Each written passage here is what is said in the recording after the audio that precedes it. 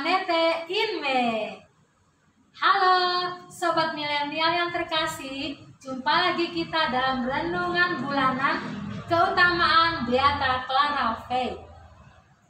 Bersama saya, Suster Clara Donata PIJ. Hari ini kita bersama akan belajar keutamaan pelayanan dalam ugahari dan kerendahan hati. Apa dan bagaimana keutamaan tersebut? Yuk, ikut Suster. April 1842, Monsinyur Loren mendesak Andreas Faith mendirikan sebuah kongregasi supaya karya cinta kasih di lingkungan anak-anak miskin dan terlantar dilanjutkan. Monsinyur Loren bulan September datang ke Aachen, memutuskan mencari rumah untuk Clara dan rekan-rekan hidup bersama di kemudian hari, karena dapat bertumbuh dan berkembang jadi sebuah kongregasi. Sebuah rumah Korverhaus di Koningstrasse cocok untuk panti asuhan. Wilhelmina Istas dan 10 anak pindah dari gedung Dominikan ke Koningstrasse. Juga Leocasia Start secara definitif menetap di situ. Kelak rumah ini dijadikan rumah induk pertama setelah Clara tinggal bersama.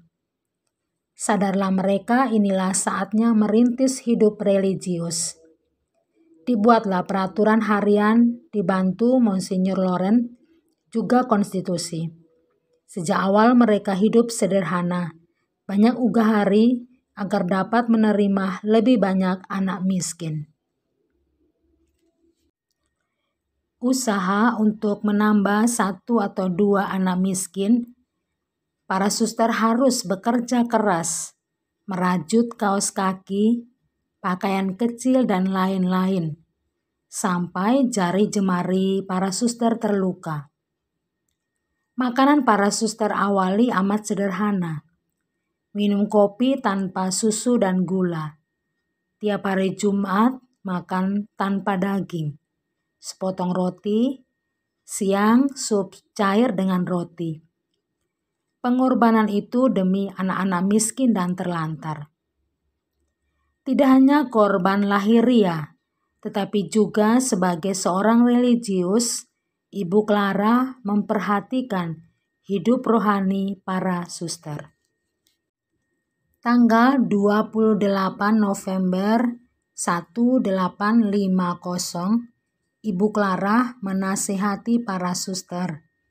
Semangat kongregasi para suster PIJ harus menjadi milik kita. Persemadian yang besar hidup di hadirat Allah Ekaristi. Setiap jam hendaklah bertanya, apakah aku selama jam ini ingat akan Tuhan dan berbicara dengannya? Sesali jika lama membiarkan Yesus sendirian. Semangat persemadian pertama-tama jadi milik para suster kanak-kanak Yesus yang miskin. Dengan demikian, hidup semadi jadi berkat berlimpah untuk karya kita. Ibu Clara berusaha agar semangat semadi menjadi pedoman karya pelayanannya. 2 September 1850, Ibu Clara berbicara kepada para suster. Jiwa sederhana dan rendah hati mengerjakan apa saja, serta selalu bersandar pada Tuhan, pasti menghasilkan hal-hal besar bagi Allah. Hendaklah kita hidup rendah hati, beriman kuat, pandangan kita selalu tertuju kepadanya. Pasti dalam waktu singkat, persekutuan kita dapat melebarkan sayap kemana-mana. Kita serahkan kepercayaan kepada Tuhan dan belajar bekerja bersama Dia. Anjuran yang penting, hidup hemat. Kita hidup hemat supaya dapat lebih banyak berbuat baik.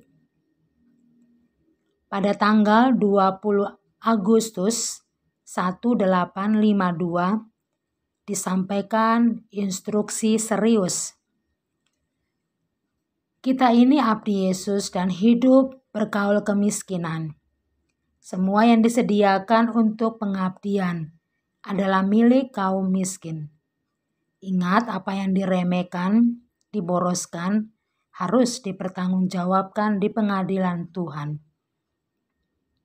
Kita tidak memiliki apapun. Ketidaksetiaan biasanya mulai dengan hal yang kecil-kecil. Lama-lama jadi besar. Sekarang sepotong roti busuk, lain kali menumpahkan minyak atau sup, korek api tercecer. Semua itu bila dikumpulkan dalam 1 tahun jadi banyak. Dengan itu dapat menolong seorang anak miskin. Abad 19, Eropa terkenal dengan seni sulam menyulam. Sejak muda Ibu Clara berbakat sulam menyulam. Dari ibunya, ia belajar bagaimana menjaga dan memelihara paramenta gereja paroki Santo Paulus. Maka tidak mengherankan bila biara memperhatikan seni gereja ini dan kini jadi tradisi kongregasi kanak-kanak Yesus yang miskin. Hasil karya Beata Clara Fey dan para suster awali sudah ada di Indonesia, tepatnya di Museum PIJ Provinsi Indonesia, Jalan Bandulan Barat 40, Kota Malang. Sobat milenial, demikian cerita keutamaan pelayanan dari Beata Clara Fey. Apa yang mau kita timba dari keutamaan tersebut? Tidak lain, kita belajar hidup sederhana, yaitu hidup hemat. Kita hidup hemat supaya lebih banyak berbuat baik. Kita juga belajar rendah hati dan selalu bersandar pada Tuhan melalui hidup bersemedi. Selamat mewujud nyatakannya dalam keseharian hidup kita. Berkat Sang Timur menyertai kita semua.